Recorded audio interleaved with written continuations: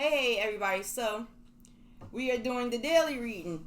Anybody who wants to see the glance, go to the podcast. I'll put the link in the description so you can see the whole week at a glance.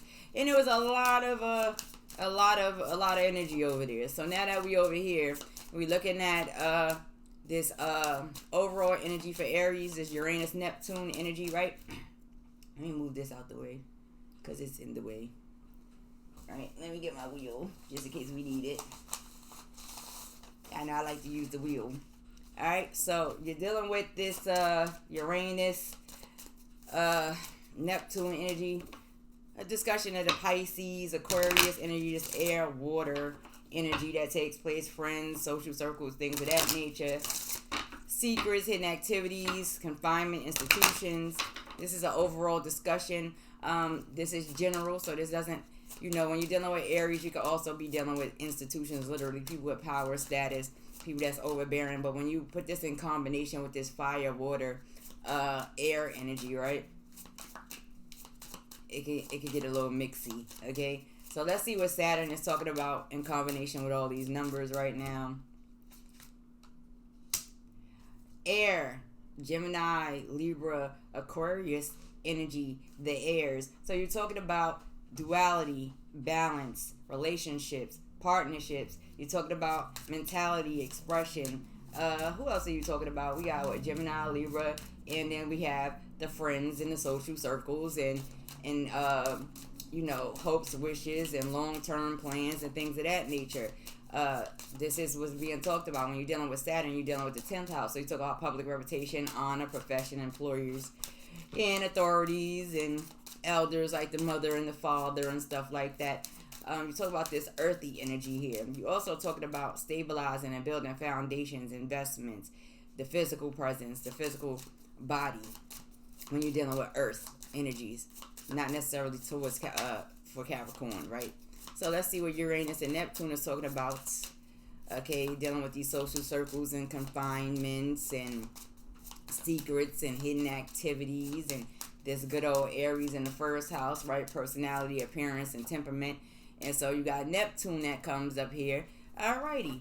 So again, we're going to focus on this Pisces energy a little bit more, even though Uranus is in there. And this is probably because this is going based upon social circles and friends and things of that nature. And so we got to pay attention to this confinement, hospitals, institutions, and subconscious mind and authorities is to be discussed. And I might throw some cards down over there. Alrighty. Ooh, they just all over the place today. See? But I'm saying they just flying. Y'all can't see it, but they just flying out. Alright, so we in this high energy of Saturn, okay? The middle frequency is the 11 and 2. This is the spiritual master number. This is talking about tapping into intuition, following your gut, getting into your higher vibration, right? And then you have the drastic changes or the changes that one is not prepared for, and you talk about the endings of things, taxes and regenerations, rebuilding, recreating. Look at that. The cards is just acting up. Okay, I got one flipped in the wrong direction, but y'all know I don't mind shuffling while I'm live, right? But I got one flipped up somewhere where it don't go. Let me shuffle it again so we can get some real conversation going here. Alright, let's look.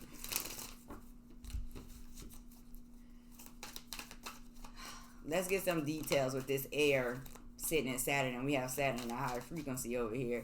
So let's go see what's going on.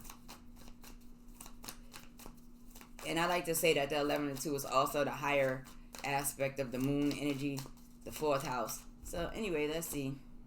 So you got the 6 of Swords here. You have the 2 of Pentacles here. And you have the White Newman. This is really a discussion of the light energy, right? So here we have this Saturn energy dealing with the elders, dealing with authorities, dealing with honor, dealing with profession, right? It's also a discussion of moving forward or away from really emotional situations. Also could be a discussion of traveling by water to find balance. There may be some Aries out here that have traveled or communicated with people in another country somewhere, or are thinking about letting go of some situations so that they can move forward to find balance and get back into their light energy, get back into their good energy. This is about building from the foundation and creating stability, right? That's what Saturn discussed. So let's get into this 11 and 2 real quick, and let's see what the 11 and 2 is saying. The 11 and 2 is a discussion of tapping into your intuition. So what does one have to be intuitive about? What are they needing to tap into? What are they needing to focus on in the higher dimensions, outside of me liking to look at the lower number, which deals with the moon, which deals with the house of Cancer? That's the home environment, how one sees themselves, things of that nature, right? Aries. So you have the 7 of Pentacles that came out, okay? The hard work, the 2 of Wands, the making choices, okay? Decisions, this King of Cups energy right here. This is a fire, this is a water fire sign here. And I'm going to give you the degrees. Let's see what they talking about with the degrees, right? So you're dealing with 20 degrees Aquarius, 20 degrees Pisces, and it's a Scorpio card, okay? Which is in the Pluto, which is in the water aspect of Pluto, okay? This is saying tap in, use your emotions and tap in, make your actions in balance so there's no confusion. Really put thought into things that you're trying to do. A little bit of contemplation, making some choices about things that you want to do, how you want to manifest, right? And understanding that, yeah, there may be some work that's been put in, and one may feel like very little has come out of it. But a little bit more focus, a little bit more balance between the emotions and the actions, tapping into the higher frequency, give you this ability to move forward from certain things, to rebalance and create change so you can get back into your light energy here and reestablish firm foundation. So now let's look at what Scorpio or Pluto is talking about down here.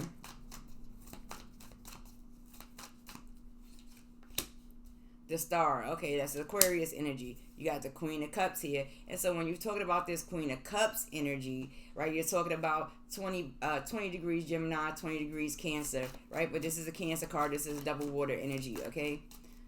Let's see what else is going on down here. And the cup is going towards the Star, okay? So, and then this 8 of Swords energy that comes, all right? So what you got going on down here is, drastic changes may be coming towards some people with the things that they wish and hope and desire to get done, right? Having a wish fulfillments go on. This may throw some people into their emotions, into their emotions, where they feel a little bit trapped, okay? In order to kind of enjoy the energy coming into Pluto, you have to understand that this is a discussion of having to change how the emotions is working. Is this a trap state? Is this a requirement? What has to be given? What has to be put out? What type of emotion has to be put out in order to get this wish fulfillment up here? Okay, in order to get this wish fulfillment, you tapping into the higher frequency. You working in your higher frequency. You contemplate and think and trying to make choices in your middle frequencies to get up into these higher frequencies. And if you see the 2s is lined up here, so if we're looking across with this wish fulfillment, even in this contemplation in this middle, it's saying come off your emotions for a minute, get into your fire energy, get into really thinking and planning and making your choice. Bring this wish fulfillment up, get into your light energy over here. This self-entrapment, okay, it can take place in a lower frequency, but when one starts to make choices and one starts to really think and contemplate about what it is they want to do and plan, right? How can you be trapped? You already moving thought. You already moving that fire principle in yourself, right? To move forward and let go of things that's not conducive to building your firm foundation here. It's just that simple. This is a simple read right now. So let's look at what Neptune is talking about, right? Because Neptune is at Aquarius energy, and it's talking about these social circles, and it's also discussing, hopes, wishes, and long-term plans, okay? So let's see what's going on here. Oops, thank you. And so you got the 6 of Cups, alrighty. And you also got the 8 of Wands that came out earlier, which is cool. And then you also got this 3 of Swords here, alright? So listen, understand this energy discussion of groups of individuals from the past, maybe experiences from the past, ways of thinking from the past, thought from the past. And this Knight of Wands comes in, and has come in, and he's coming in from a broken heart. Okay, which way are you gonna do? This is an opportunity outside of this way of thinking in the past. Is this a negative way of thinking in the past, or is this a positive way of thinking in the past?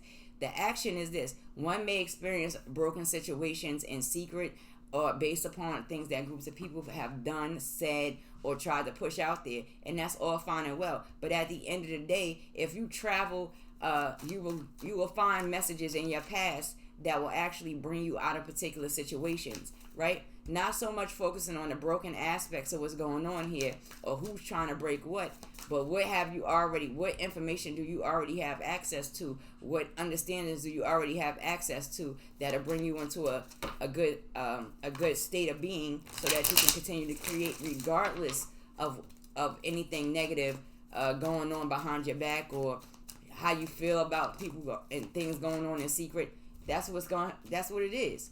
Right now, it's saying in this Neptune, okay?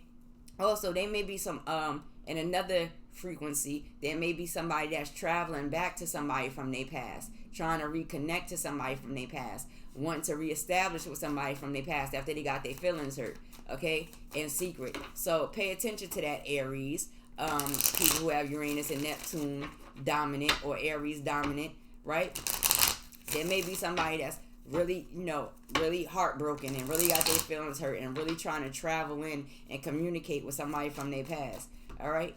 So let me see what else is going. I'm gonna throw some on Saturn in this air, this Gemini, Libra, Aquarius energy right here.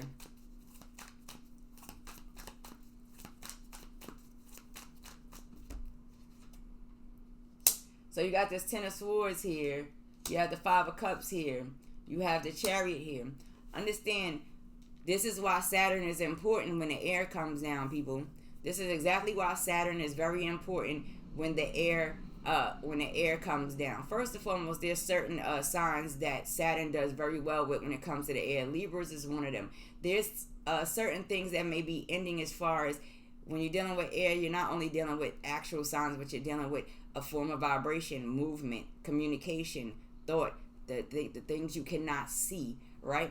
There may be some things that comes to an end. There may be some fails that may be experienced. There may be some emotional losses that may be experienced.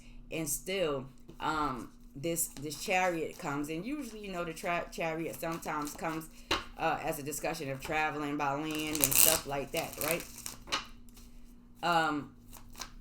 Understand that once, if one gets into their Saturn principle and the air signs, they're able to reestablish foundation. Even if they experience bad experiences, even if they have these emotional losses, there's still something right behind that. Usually when you're looking at the Five of Cups, there's 3 cups in front of the person and 2 cups behind them, letting them know that there's still more to look forward to, still things to move forward to, balance out, and work on. Okay, this is about balancing out also.